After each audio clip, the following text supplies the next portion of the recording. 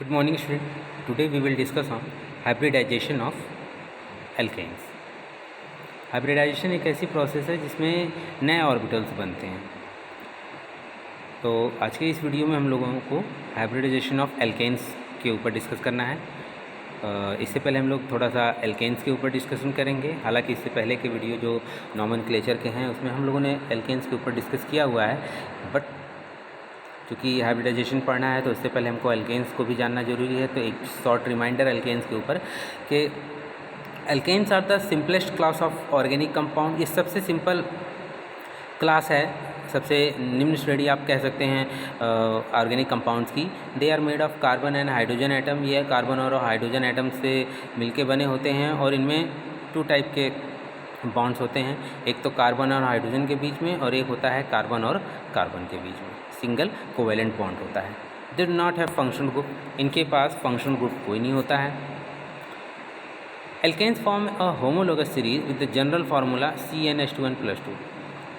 Alkene जो हैं वो CnH2n+2 जनरल फार्मूला इनका होता है, जहाँ पे N जो होता है वो नंबर ऑफ कार्बन एटम्स को दिखाता है। The first member of the family has the molecular formula CH4, where is N is equal to 1 and is commonly known as methane. And the second member with molecular formula C2H6, N is equal to is called ethane. These compounds are also known as saturated hydrocarbons. इनको saturated hydrocarbons के नाम से भी जाना जाता है, somehow paraffin के नाम से भी जाना जाता है, क्योंकि लैटिन वर्ड में पैरम एफिनिस का मतलब लिटिल एक्टिविटी। ये कंपाउंड बहुत ही कम मतलब अनरिएक्टिव होते हैं, क्योंकि ये बेसिकली सैचुरेटेड होते हैं, तो अपने आप को सैचुरेटेड कंडीशन में पहले से होने की वजह से इनको रिएक्शन या रिएक्टिविटी में ज़्यादा इन्वॉल्व नहीं होते हैं, लेकिन स्पेशल ट्रीटमेंट के थ्रू इनको फिर रिएक्टिविटी की जा सकती है, रिएक्टिव बनाया जा सकता है। तो it was the general discussion on methane and ethane. देख सकते हैं मेथेन का फार्मूला और एथेन का। हम लोग बात करेंगे व्हाट इज़ हाइब्रिडाइजेशन।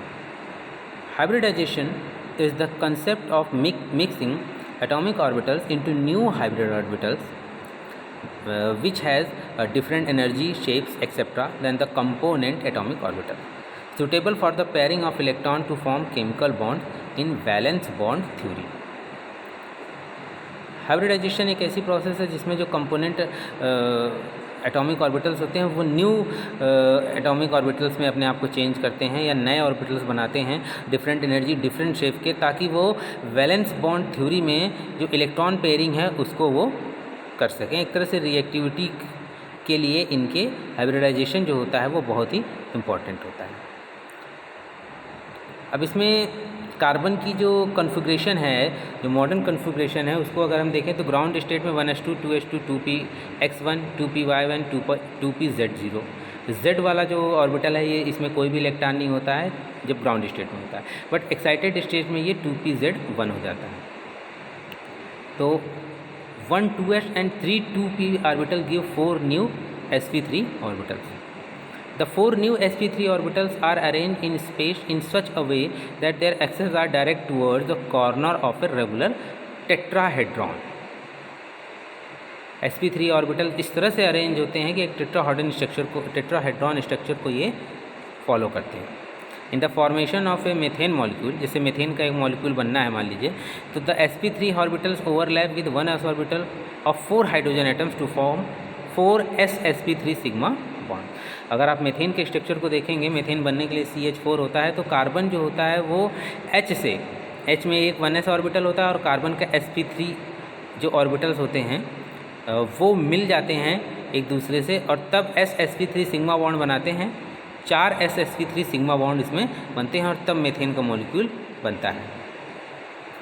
कुछ इसी तरीके से हम लोग एथेन को भी देख सकते हैं कि एथेन मॉलिक्यूल जो होता है sp3 orbital of 1 carbon overlap with sp3 orbital of other carbon. The remaining 3 sp3 orbital of each of the 2 carbon overlap with the 1s orbital of H atoms to form s-sp3 sigma bonds.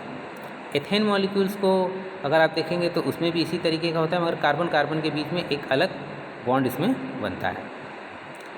Carbon को अगर थोड़ा सा deep देखना चाहें तो carbon के पास valency 4 होती है, तो 4 बॉन्ड ये बना सकता है। अगर आप यहाँ से ये आपको कॉन्सेप्ट याद रहेगा तो आपको समझ में आ जाएगा कि हाइब्रिडाइजेशन किस लेवल का होगा। Carbon has 4 valency, it can form 4 bonds. तो how are the electronic configuration of C का इलेक्ट्रॉनिक कन्फिग्रेशन हम लोग देख चुके हैं, यहाँ पर फिर से देख लीजिए 1s2 2s2 और उसके बाद 2p2। उसमें आप देख सकते हैं कि 2 तो भरे मगर तीसरा जो है वो खाली है।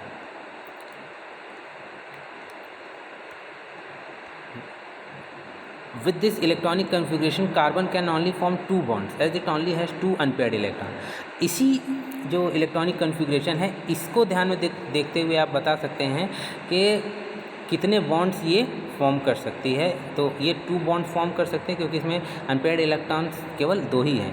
लेकिन जब हम एल्केन्स में देखते हैं, एल्केन्स में जो कार्बन है वो 4 अदर एटम से जुड़ सकता है। In alkanes carbon form bonds with 4 other atom, 4 other से जुड़ता है। In order for this to occur, one of the 2s electron is promoted to unfilled 2p orbital।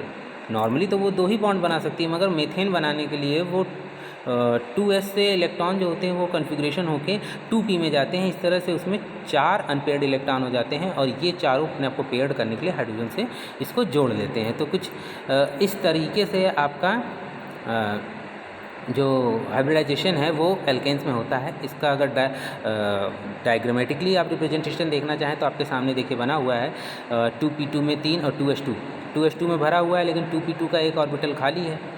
Just right side आप देखें तो 2s2 से एक इलेक्ट्रॉन वहाँ निकल के पहुँच जाता है और इस तरह से 4 नए ऑर्बिटल्स अनसैचुरेटेड ऑर्बिटल्स बन जाते हैं। अब जब मीथेन में इसमें हाइड्रोजन जुड़ेगा, एग्जाम्पल आप देखें तो ये चारों जो अनपेयर्ड हैं इनसे हाइड्रोजन जुड़ेगा, 1s ऑर्बिटल इनसे जुड़ेगा और 4 सिग्मा बॉन्ड बनेंगे। इस तरह से मीथेन का जो मॉलिक्यूल्स है वो बनता है। तो 4 sigma form due to end on overlap between each sp3 hybrid orbital of carbon and the 1s orbital of hydrogen. तो sp3 जो कार्बन का ऑर्बिटल है और हाइड्रोजन का जो 1s ऑर्बिटल है, ये दोनों मिल के ये 4 सिग्मा बॉन्ड बना देते हैं इंड ऑन ओवरलैप। ओवरलैप आप देख सकते हैं, कार्बन और हाइड्रोजन के जो ऑर्बिटल्स हैं वो आपस में ओवरलैप होकर 4 नए सिग्मा बॉन्ड बना रहे हैं। इस तरह से मीथेन का मॉलिक्यूल बनता है। टेट्राहेड्रॉन इसका स्ट्रक्चर होता है, शेप होता है, आप देख सकते हैं इसको। इसी तरह इसमें बॉन्ड एंगल भी देख लीजिए आप, कार्बन और हाइड्रोजन के बीच में 109 डिग्री 0.5 का है। ये आपका मीथेन में दिखेगा sp3 ऑर्बिटल्स, ये sp3 ऑर्बिटल है और H जो है वो 1s H का है s ऑर्बिटल, उसका sp3 ऑर्बिटल है। सेम यही आप यहाँ पर भी देख सकते हैं कि यहाँ पर sp3 ऑर्बिटल्स है और 1s ऑर्बिटल्स हैं, ये दोनों जुड़ के एथेन को ये बनाते हैं। तो इस तरह से हम लोगों ने देखा कि हाइब्रिडाइजेशन ऑफ एल्केन्स कैसे होता है।